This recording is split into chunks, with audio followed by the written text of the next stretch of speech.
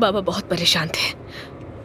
कह रहे थे मालिकान ने जायदादें बेच दी हैं और वहाँ होटल बनने वाला है, और जिन लोगों के घर गिरा रहे हैं वो बेचारे कहाँ जाएंगे। ठीक है, तुम पुरसुकून रहो ज़मरुद, हम कोई ना कोई हल निकाल लेंगे।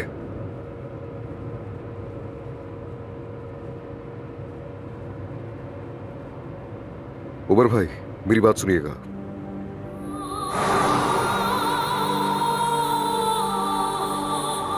बराहे करम ऐसा मत करो, हम सर्दियों के मौसम में कहाँ जाएंगे? कम से कम हमें कुछ वक्त तो दो। अच्छा मेरी बात तो सुनो, हमारा ना दमीर खान खानदान के साथ रिश्ता है, खुदा के लिए हमारे लिए तो कुछ रियायत कर दो।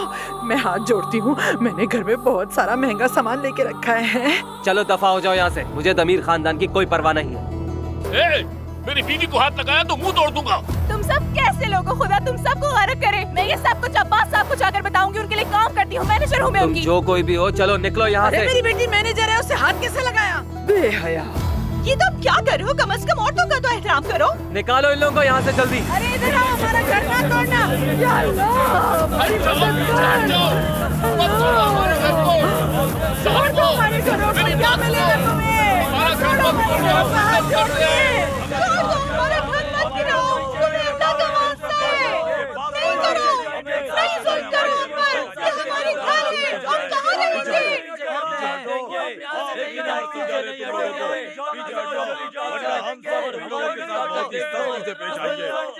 हमारे घर मत तोड़ो, हम कहाँ जाएंगे? खुशामदीद। ये क्या तमाशा है? क्या इन तमाम लोगों को इनकी जायदाद का पैसा नहीं मिला? क्या हमने नोटिस नहीं भेजे थे? कुछ बेवकूफों की वजह से मसला हो रहा है, लेकिन ये कुछ नहीं कर सकते। यहाँ सिर्फ होटल बनेगा, समझ गए मेरी बात? जी हाँ, समझ गया मैं।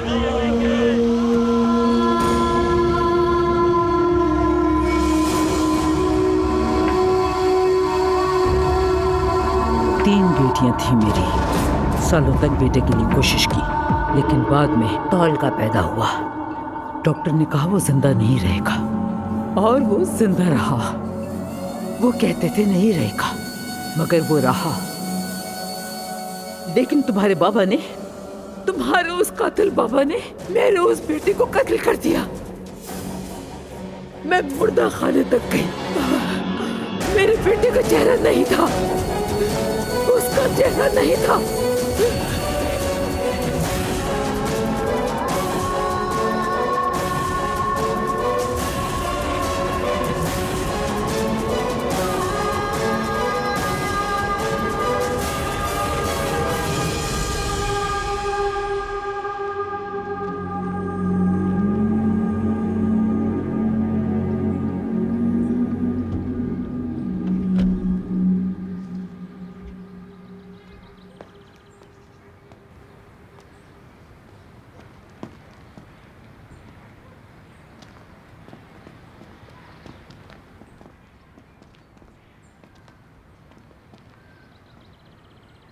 देखो ये जमीन है, ये जितने भी इलाके हैं और ये खेत, सब कुछ हमारे खानदान की मिल्कियत है।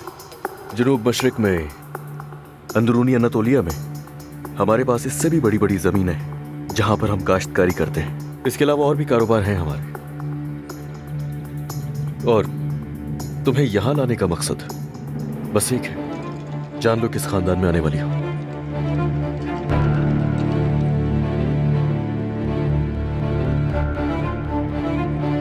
खुश आमदीद। और ये सभी हमारे मददगार हैं। ये सब की सब हमारे खानदान के लिए अहम है। ये लोग मेहनती हैं और अगर अल्लाह ने चाहा तो जल्द ही तुम्हारी बहनों की तरह होंगी। सुहा बहुत जल्द मेरी बीवी बनेगी और तुम सबकी खातून खाना। तो जितना हो सके इसे इज्जत दी जाए। मोहब्बत से पेश आओगे तो मोहब्बत मिलेगी। एक एक करके आओ और आकर खातून खाना का हाथ चूमो। नहीं, इसकी कोई जरूरत नहीं है। सुहा,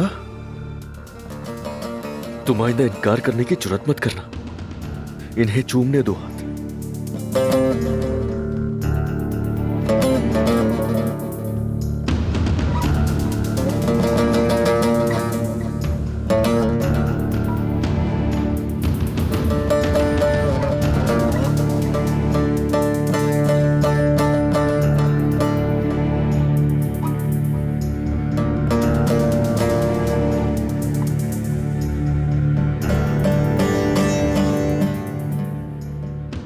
यहाँ हमारे खानदान के उसूल बहुत वाज़ेह हैं सूल। हर कोई उनका एहतराम करता है, पर मुझे तुमसे भी वही तवक्को है।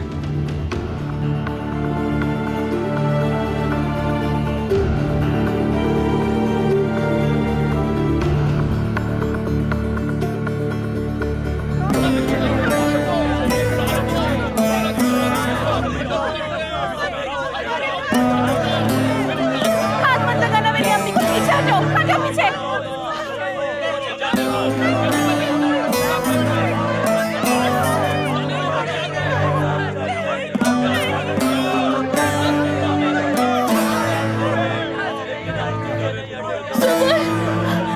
अम्मी, मामा, यहाँ आ जाए आप लोग। आप सब ठीक तो है ना? यहाँ आ जाए आप लोग। आप लोग सब यहीं रुके। अरे मेरी सुम्बर डर गई। मेरी बच्ची, मेरी जान। ठीक है, बस करो, बस करो।